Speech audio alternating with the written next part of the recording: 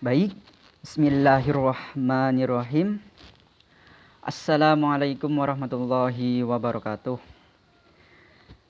Baik, di sini saya Sofyan Sauri sebagai perwakilan dari kelompok 2 mata kuliah studi pluralisme akan sedikit memberikan pembahasan mengenai perbedaan rahmat atau petaka diskusi sebagai keniscayaan. Nah, kalau kita tahu itu perbedaan apa? Nah, perbedaan itu banyak kawan. Perbedaan itu ada yang perbedaan sosial, perbedaan agama, perbedaan budaya dan lain sebagainya. Apalagi perbedaan dalam pemahaman agama. Itu sangat luas sekali.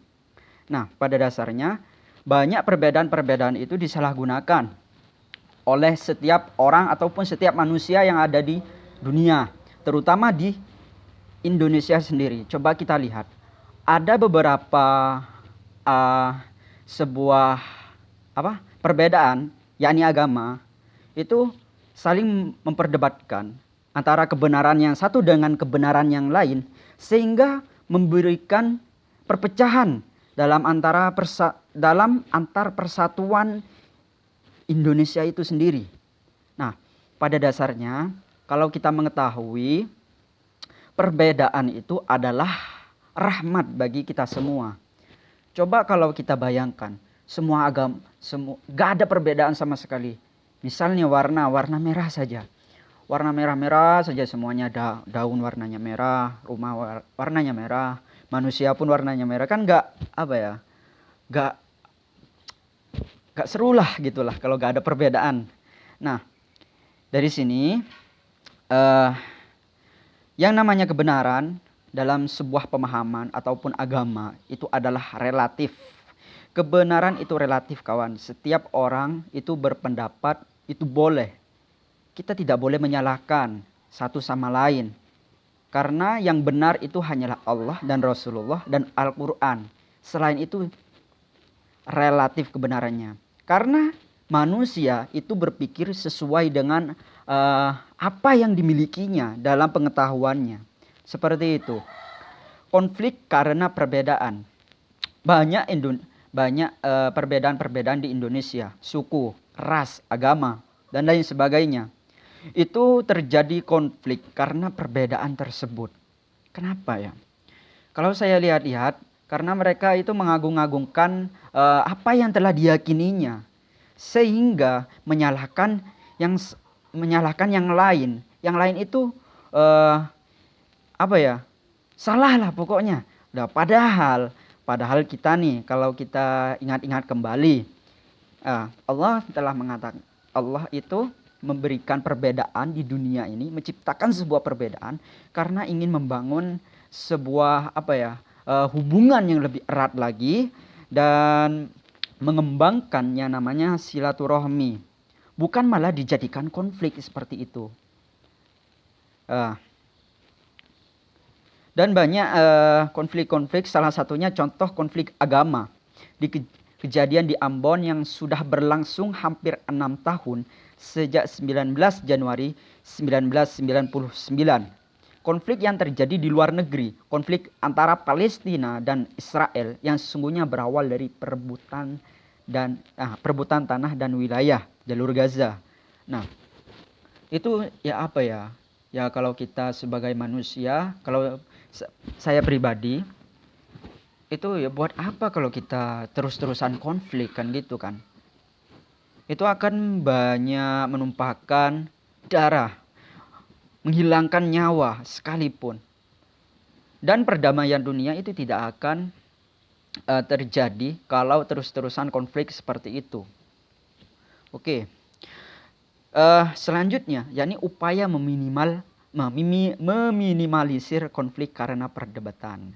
Yang pertama, peran penyuluh agama membangun toleransi. Nah, itu kita harus membangun dan membuat sebuah komunitas yang seperti penyuluh agama dan bersosial kepada masyarakat, bahwasannya toleransi itu dibutuhkan kepada semua orang. dan dalam menyikapi segala hal perbedaan. Nah, misalnya saya sebagai suatu komunitas penyuluh agama itu berada di suatu tempat dan memberikan penyuluhan agama yang pada tempat tersebut itu mempunyai konflik dengan pemahaman yang lain. Maka yang saya lakukan bahwa saya memberikan arahan kepada mereka bahwasanya, dan saya mengatakan perbedaan itu adalah sebuah keniscayaan dan sebuah yang keharusan kita maklumi bersama. Perbedaan itu adalah rahmat, bukan kiamat. Nah, seperti itu. Yang kedua, ruang dialog. Nah, pada dasarnya banyak orang-orang yang memperdebatkan itu tidak menggunakan dialog, malah menggunakan caci makian, menggunakan saling salah menyalahkan antara satu dengan yang lain. Itu tidak tidak indah, kawan. Kalau memang ada perbedaan dan ada perdebatan, ayolah kita buat sebuah forum dialog. Bagaimana ini cara menuntaskannya seperti itu? Bukan malah mencaci maki antara satu dengan yang lain. Dan yang selanjutnya yakni membumikan pendidikan agama berwawasan kerukunan. Nah, perlunya kerukunan ini agar membangun sebuah toleransi yang tinggi. Kerukunan pasti kalau ada suatu perbedaan itu kita berikan pemahaman kerukunan agama, itu akan menjadikan sebuah keindahan dalam bersosial ataupun dalam menjalani hubungan antara manusia dengan manusia yang lain yang mempunyai perbedaan. Selanjutnya yakni perbedaan itu adalah rahmat. Nah, ini adalah suatu acuan bagi kita yang harus ditanamkan di dalam hati kita secara mendalam. Karena perbedaan adalah rahmat itu telah ditafsirkan dalam hadis ikhtilafu ummati rahmah. Perbedaan adalah rahmat. Nah, yang seharusnya kita sebagai umat manusia dan juga orang lah istilahnya gitu. Yang namanya perbedaan itu kita haruslah menghormati kalau ada perbedaan. Menghormati, mentoleransi, dan tidak menyalahkan kalau bahwasanya ini salah. Gak apa-apa kalau memang itu tidak sama dengan pemahaman kita. Tidak sama dengan pemahaman kita. Karena pemahaman manusia itu berbeda-beda, kawan. Ingat, itu berbeda-beda. Sekali lagi, pemahaman manusia itu berbeda-beda. Nah, ada yang latar belakangnya sudah mempunyai pengetahuan 70%. Ada yang mempunyai masih 50%. Karena setiap orang itu pendidikannya berbeda-beda. Apa yang dia asumsi setiap hari itu juga berbeda-beda, kawan. Ilmu pun juga berbeda-beda. Karena kita tidak boleh menyalahkan satu sama lain. Contoh kecil saja di antara desa itu biasanya kan kalau kita menganut NU pasti kita melakukan tahlilan kalau ada orang yang meninggal. Nah, kalau ada juga yang tidak melakukan hal demikian seperti selain NU lah seperti itu. Nah, maka dasarnya kalau ada hal yang seperti itu kita tidak boleh menyalahkan itu salah, itu tidak benar. Nah, pada dasarnya yang mengatakan itu salah dan itu tidak benar adalah orang yang mengatakan itu sendiri. Dia tidak mengetahui pemahaman tentang keindahan dalam bersosial, keindahan dalam membangun sebuah toleransi.